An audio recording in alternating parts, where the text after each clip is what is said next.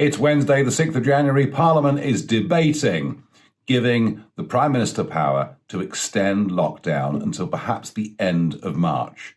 It was pretty clear to me the other night when he said the kids will be off until half term, but it could be a few weeks after that they go back. It was obvious to me it was going into March. It looks like he wants the powers for it to go on to the end of March.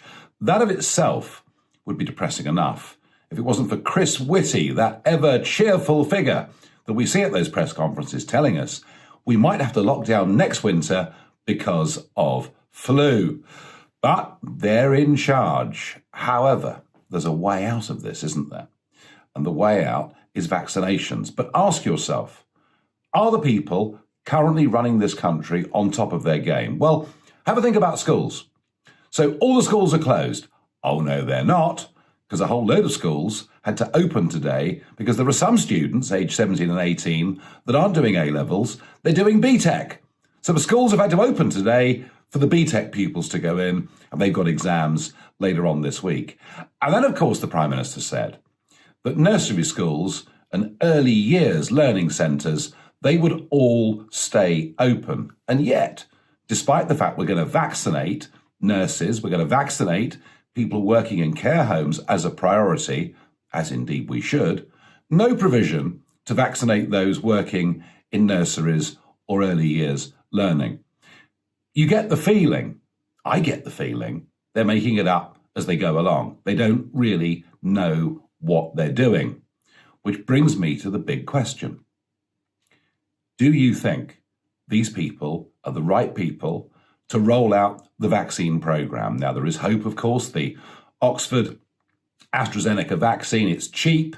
It only costs £3 a go. There's another one coming on stream very quickly from Johnson & Johnson, which again is going to be pretty cheap. All of these much cheaper than the Pfizer vaccine, not needing to be delivered or kept at a temperature very close to use of minus 70 degrees centigrade, and no more difficult to administer than the annual winter flu jab.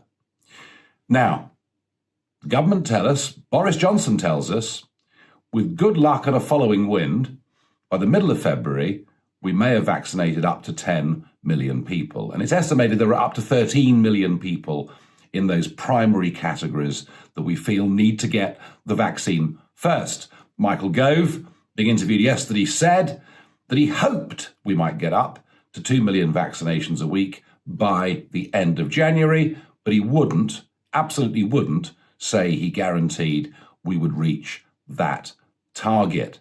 So the only way out of this disaster, and yeah, I mean, I really think it is actually a disaster. We're locked down, the weather's awful, although I did get to go tobogganing this morning, which I did enjoy a bit. But the weather's horrible. We face the prospects of months of this. We can't play golf. We can't go fishing. We can't go to the pub. I mean, there isn't much we can do. So the way out of this is vaccination. Now, a few days ago, I shocked many of you, particularly those who've been my supporters for years, by saying that I thought perhaps Tony Blair had a role. All right, you can switch off if you want to, but please listen to the argument. In a national crisis, you get a government of all the talents. I agree with you. What Blair did over the Iraq War was completely and utterly wrong. Some would say even criminal.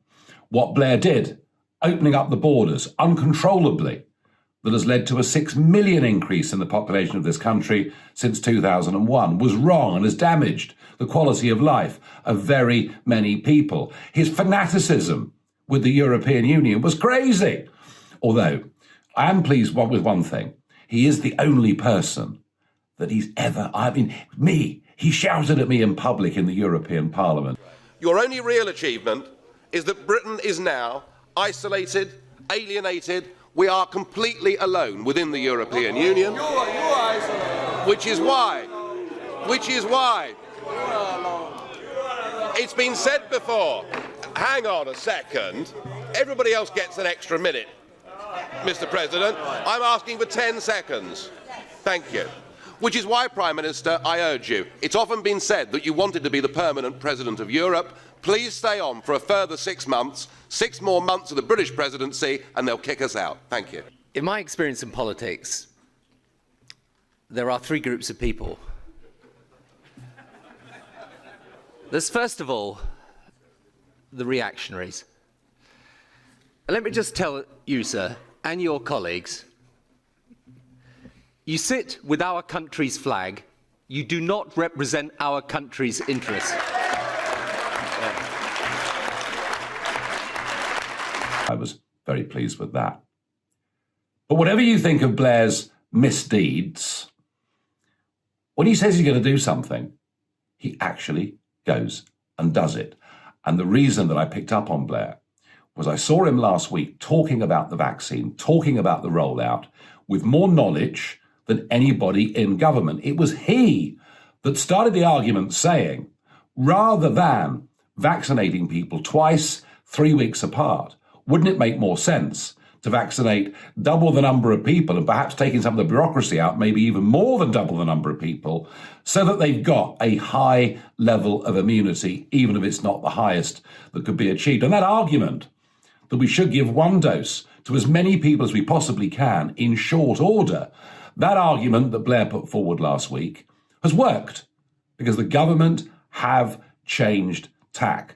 Well, today, Blair was on Good Morning Britain with Piers and Susanna, and once again showed that he understands how vaccinations work. He makes the point, all the primary schools are closed. Why not open them up as vaccination centres? He makes the point, on polling day, we get 30 million people going through those centres. I would actually have mobile facilities as well, going around place by place. You could use polling stations. I mean, remember, we managed on election day to get, 30 million people well, we had this conversation through yesterday. the doors voting. So why can't we have a big, rapid vaccination programme? He makes the point that there are thousands of people out there who would be well qualified to do this, whose services are not being asked for.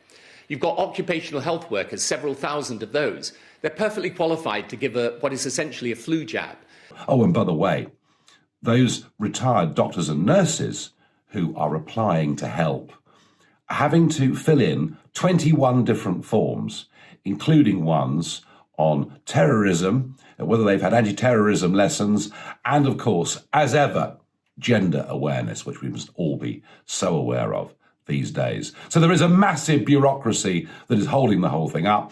Blair is for extending it much further than that. Blair even postulated that maybe the army could be brought in. Blair said we could and we should reach 3 million vaccinations every week by the end of this month and 5 million vaccinations every week by the time March comes along.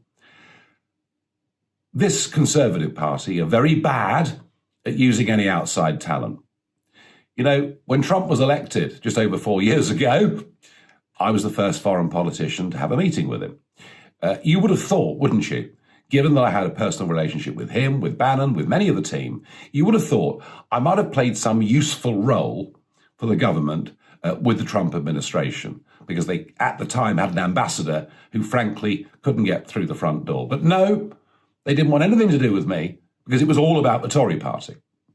And I think, again, in this crisis, they haven't brought in anyone from outside because it's all about the Tory party. Well, it needs to be about the country. And I'm going to repeat the argument I made the other day. Some of you will scream at me, but if Blair is so confident that he thinks he can get this job done, he thinks he can get us up to 5 million vaccinations a week, then frankly, if that gets us out of the mess that we're in, why not use his services? If not him, well, call in Nick Carter, General Nick Carter, our senior military figure in the country. I just don't believe these drongos we've got in cabinet are up to the job. They failed totally in the early days of testing. Test and trace, they've spent nearly £25 billion on, and it doesn't work.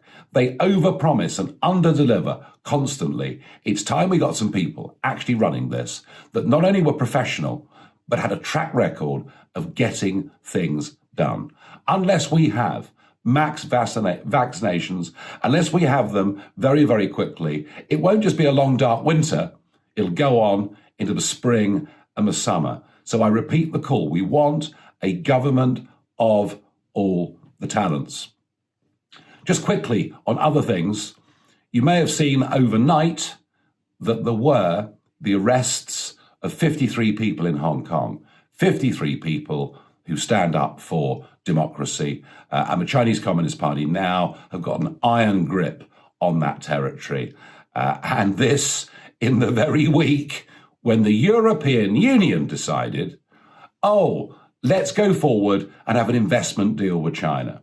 So the European Union, through their own greed, are aiding and abetting a Chinese Communist Party, rapacious Chinese Communist Party, who intend to use 2021, which they emerge into in a far stronger position than all the rest of us. They intend to use 2021 to spread their power as much as they can around the world. And we've got to wake up to what China's intentions are. Just look at what they're doing to Hong Kong.